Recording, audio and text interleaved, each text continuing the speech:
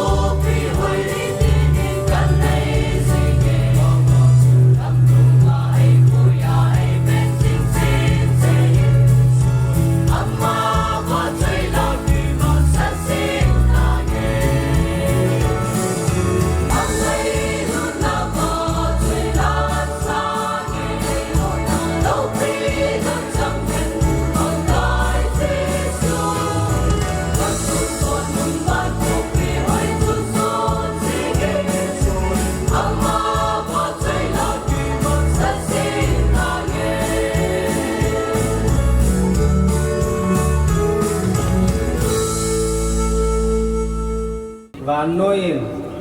จะเรียนไงจัดจะอาหูอบอลดานคิดดีเวลาก็สิมเลยคิดตัวก็จะดิ้งอาก็สิมดอกจูวันน้อยจะเรียนไงจัดจะอาทิ้งน้อยมีอบอลคิดดีเลยคิดไหนจัดดังอย่างคิดดี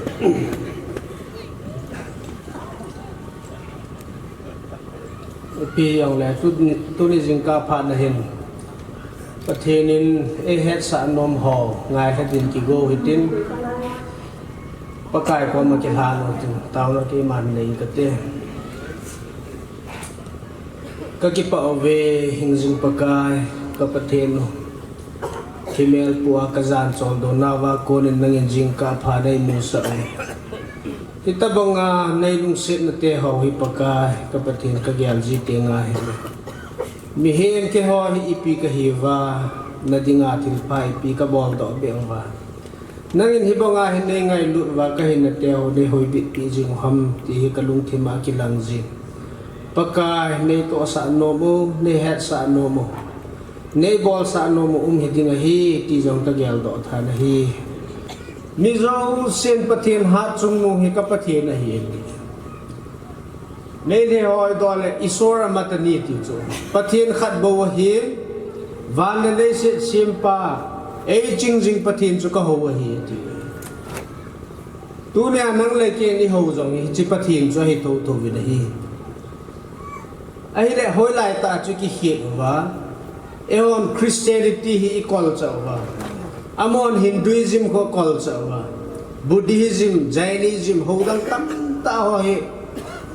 mi hoy na juya akisik cha khe hamti hi tunizing ka phana chom chakhana vet yin ka de le hi Christianity ki hi Jesus Christa va noile se na ama tabong mihim dang umlo mihim la akidang pen ana sa pen Jesus Christa ama ako na hong kipando hong chuy sakudang tabang ay po kiguizok na hibobe batin to nagiguizok hinam nagiguizok tingale adang na bono kasi kisimding ay kiguizok na beya chu tildang tamta na pa tamta tongjong na chu mo si ay bobe